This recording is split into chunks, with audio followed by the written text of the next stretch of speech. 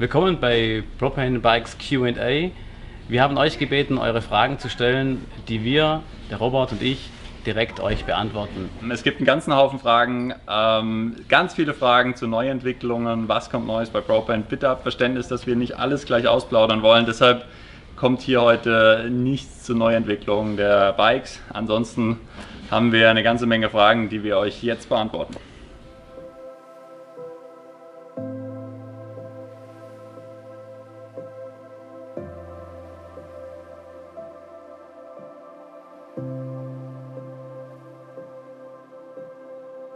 Bei uns hier in Vogt könnt ihr alle Bikes testen. Wir haben ca. 35 Testbikes direkt hier vor Ort. Macht einfach einen Testtermin aus mit unserem Service und die könnt ihr hier auf den heimischen Trails Probe fahren.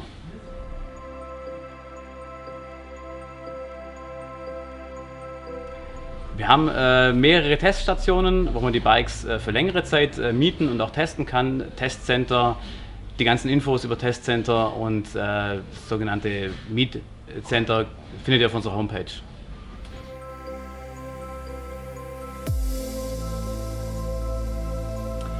Bisher ist wenig Neues aktuell geplant. Unser aktuelles E-Bike ist ja wirklich sehr universell einsetzbar, von All Mountain bis Enduro, 650B, 29 Mixed. Man kann sehr, sehr viel mitmachen. Wir haben sehr, sehr viel Energie in dieses E-Bike gesteckt und werden deshalb in näherer Zukunft erstmal nichts Neues bringen.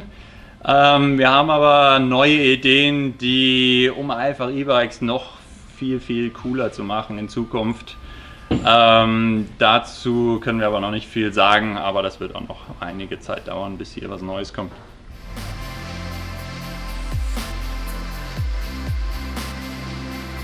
Ja, aktuell sind die meisten meiner Räder Lime in Kombination mit Schwarz und Cyan.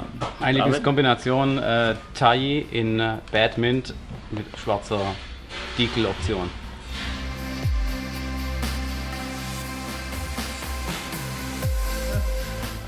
Yes, we have plans to distribute our bikes in North America.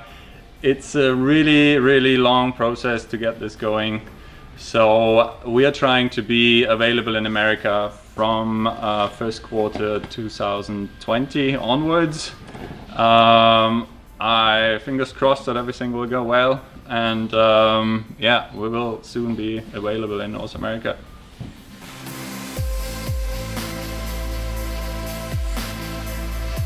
Sehr, sehr gute Frage. Das liegt daran, dass wir bestimmte Optionen zwar planen von den Stückzahlen, manche Optionen werden dann deutlich häufiger gekauft, als wir das gedacht haben. Deswegen verlängert sich für manche dann doch auch erheblich die Lieferzeit, weil einfach bestimmte Optionen vergriffen sind. Im Gegenzug versuchen wir natürlich, wenn wir irgendwo Lücken haben, durch genau solche Bikes, die nach hinten rutschen, das mit anderen Bikes aufzufüllen. Das ist quasi der nächste in der Schlange, wenn man so möchte. Deswegen geht es bei manchen Bikes ein Tick schneller. Wir versuchen nach wie vor alle Bikes in 25 Tagen zu liefern, ist aber aktuell aufgrund der großen Konfigurationsmöglichkeit nicht immer stemmbar.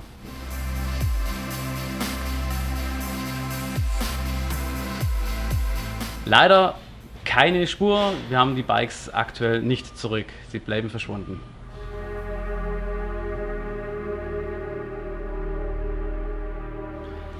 Ganz einfacher Grund, wir haben immer die Rückmeldung, dass man doch die alte oder die noch vorhandene Stütze verbauen möchte. Und wir sehen es bei unseren Verkaufszahlen, es werden doch relativ viele Startmodelle mit der Standard-Alu-Stütze bestellt.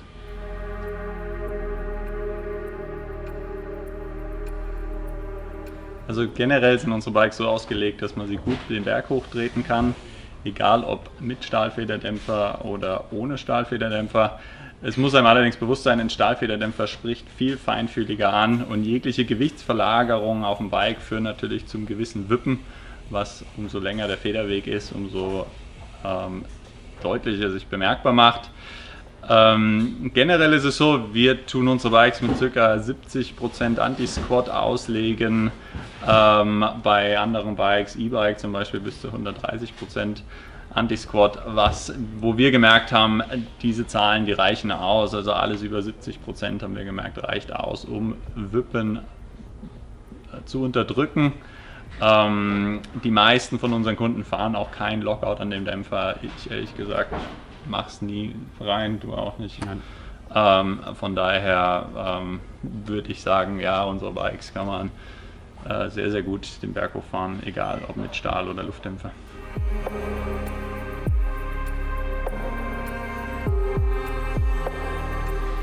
Also beim Icano haben wir uns für ein anderes Federungssystem entschieden, einfach aus dem Grund, weil wir unser Pro 10 Federungssystem nicht in Kombination mit dem E-Antrieb in das Fahrrad reingebracht haben. Wir werden bei den normalen Bikes verstärkt auf oder weiterhin auf unser bewährtes Pro 10 Federungssystem setzen. Es werden allerdings auch neue Ideen wiederkommen und Abwandlungen von dem bestehenden Pro 10 Federungssystem.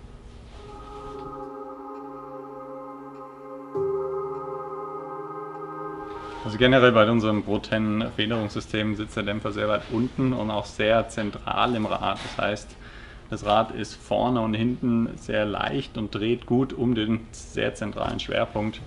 Und das macht, denke ich, dieses besondere Fahrgefühl von Propane Bikes aus, dass eben alles Gewicht in den Schwerpunkt konzentriert ist.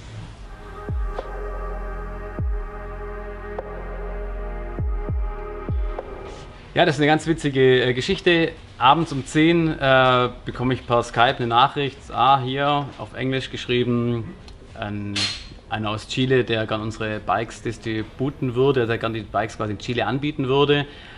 Ja, abends um 10 habe ich ja nichts zu tun, dann habe ich einfach direkt gleich angerufen und nach 3 Sätzen meinte er dann, 3 Sätze auf Englisch muss man dazu sagen, meinte er, ja, dann können wir auch Deutsch reden. Ja, und hat sich ergeben, ist einer aus Chile, der im Winter in Österreich die Jugendnationalmannschaft der Skifahrer trainiert, deswegen sehr, sehr gut Deutsch spricht. Wir waren uns alle beide gleich grün und so kam dieser Kontakt zustande. Ist natürlich für mich persönlich sehr, sehr angenehm. Ja? Einer, der uns ein bisschen versteht und die Zusammenarbeit ist sehr, sehr erfolgreich, muss man dazu sagen.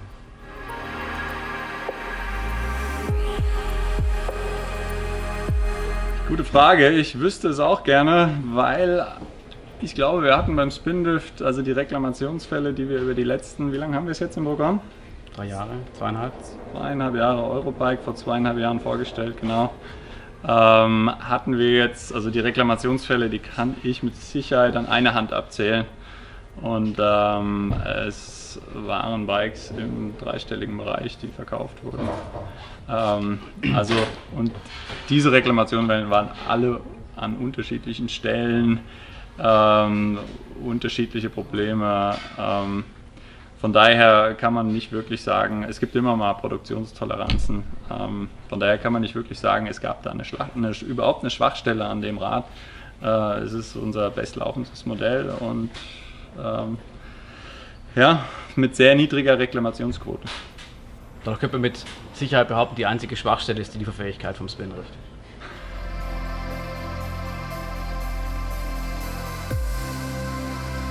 Also meine Wahl wäre Tai Carbon. Dann würde ich das Spindrift nehmen.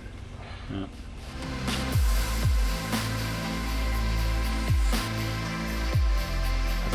Wenn ich mir eins raussuchen durfte von einem anderen Hersteller, würde ich mir ein Gravelbike raussuchen. Haben wir aktuell nicht im Programm. Und zwar ein Gravelbike von der Firma Repace. Finde ich auch ein ganz gutes Konzept. Das wäre meine Wahl. Was würde ich fahren? Ein Mountainbike. Wenn ich jetzt keinen Propane hätte, würde ich, was finde ich schick? Ich finde Pivot Bikes sehr cool in letzter Zeit. Die machen gute Bikes und vielleicht ein Santa Cruz. Die würden mich interessieren.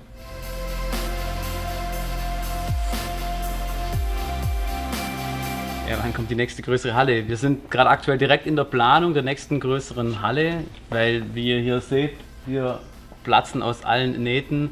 Wenn es heute regnet, wird unsere Ware schon nass. Das heißt, wir müssen ein bisschen schauen, wo wir alles unterbringen. Es ist aktuell Neubau geplant und wird irgendwo in einem Jahr abgeschlossen sein. Dann sitzen wir im neuen Firmengebäude. Unsere Räder sind quasi Bio-Freilufthaltung.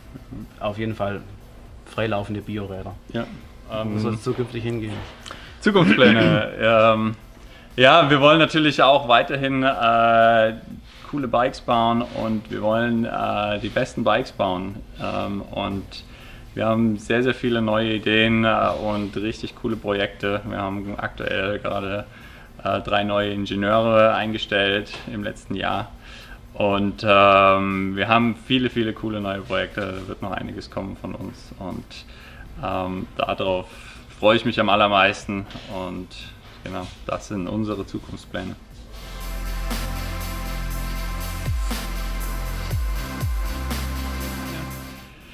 Modern Family und Narcos. Narcos habe ich allerdings jetzt so langsam zu Ende geschaut. Von daher muss ich mich nach was Neuem umsehen. Hast du noch einen Tipp, Fridtjof? Dark. Okay, Dark. Und? Also ich habe Netflix nicht leider, ja, aber meine Lieblingsserie ist natürlich klassisch Navy CSI.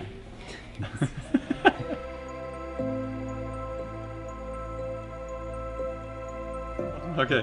Nein, ich habe damals überhaupt nicht gedacht, dass es diese Dimension annimmt. Ich war damals Student und habe das einfach wirklich nur aus Spaß gemacht und habe irgendwie versucht, mal ein Fahrrad zu konstruieren. Und das erste Fahrrad, was ich konstruiert habe, hatte sogar gar keinen Namen Propane, sondern war No Name. Das zweite Fahrrad hatte dann wirklich den Namen Propane, da haben wir nur 3 Stück von gebaut. Und dann kam so langsam die Nachfrage von Freunden und Bekannten und dann haben wir nochmal 30 gebaut und dann hat das Unheil seinen Lauf genommen und jetzt stehe ich heute hier in der Halle mit David, der nach kurzer Zeit auch dazu gestoßen ist und ja, sehr cool. Mich freut sehr, heute hier zu sein und das alles geschafft zu haben. Den Spaß haben wir uns behalten. Aber mittlerweile, ich auf jeden Fall, mittlerweile weiß der Robert, er versucht nicht mehr zu konstruieren, mittlerweile weiß er, wie es geht.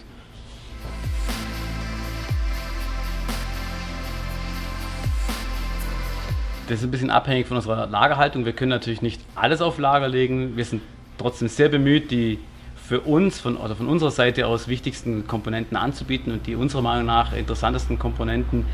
Wir nehmen solche Fragen aber auch gerne mit ins Produktmanagement und schauen, was wir weiterhin anbieten können.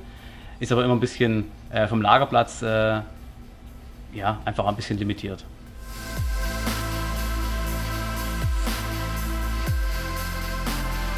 Wir bieten aktuell 3 Farben pro Rad an, inklusive RAW. Wenn wir 10 Farben anbieten würden, hätten wir 3-mal so großes Lagervolumen. Aus dem Grund bieten wir das nicht an. Und wir wissen im Vorfeld ja nie genau, welche Farbe läuft wirklich überdimensional gut, welche läuft etwas schlechter. Deswegen wäre das für uns einfach nicht stemmbar.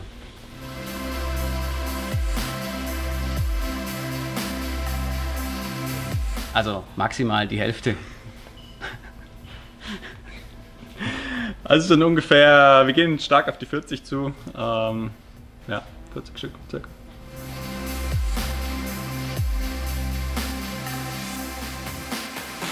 Nein, nicht mehr. Wir sind seit knapp 3 Jahren hier in unserer eigenen Halle und wie vorher schon in den Fragen beantwortet, jetzt schon im Begriff quasi in die neue Halle umzusiedeln.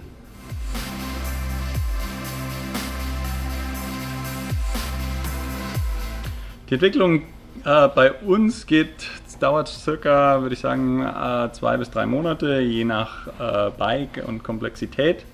Es ist allerdings so, dass wir immer einen Prototyp bauen müssen. Der braucht auch seine Zeit in Asien. Das Ding kommt wieder zurück, kommt bei uns auf den Prüfstand. Wir testen selber hier unsere Bikes, machen die Fahrtests mit unseren Teamfahrern. Das braucht auch wieder Zeit. Alles in allem braucht es in der Regel mindestens 1 Jahr, bis das Rad fertig ist und die Serienproduktion für den Kunden verfügbar ist.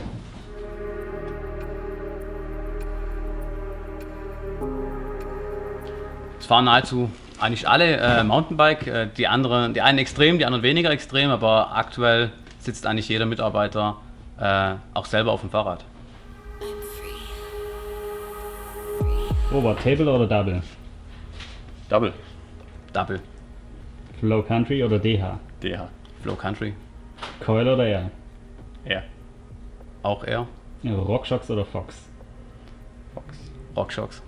130 oder 200 mm? 130. 130. Bikepack oder Single Trail? Single Trail. Single Trail. Schnell oder technisch? Technisch und schnell. Schnell und technisch. Bier oder Limo? Bike oder Limo oder Bier. Bier oder Limonade? Bier oder Limonade? Also ich würde das Bike der Limo vorziehen und das Bier der Limo vorziehen. Radler.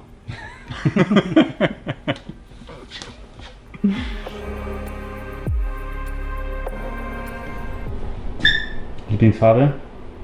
Aluminium Raw mit orangenen Decals. Eigentlich ja Raw. Ich habe Ich kann mich da nicht entscheiden, schwierig. Terracotta, Oliv und Raw. Carbon oder Arm, ist egal, beides ziemlich geil. Matt schwarz. Mit? Cyan. Sag Neongelb, sag doch Neongelb! Sag doch Neongelb. Genau, Neongelb. Helles, freundliches Schwarz. Von unseren Fahrrädern. Achso. Helles, freundliches Schwarz haben wir doch auch. Und Batman. Batman mit mintfarbenen Decals. Sehr schick. Sarah? Terracotta und schwarz-matt und Mint. Und Mint. Chris? Raw. Raw. Raw. Mit? Schwarz-matt. Startbomber. Jo. Wieder ein einfallsloser, hm? Die ganz harten nehmen die ganz So, die wichtigste Frage ist aber, David, warum bist du eigentlich gleich groß wie der Robert? Ja, ich hatte ein bisschen Unterstützung von meinem Freund von der Firma WeTire. Die unterstützen mich bei solchen Fragen immer.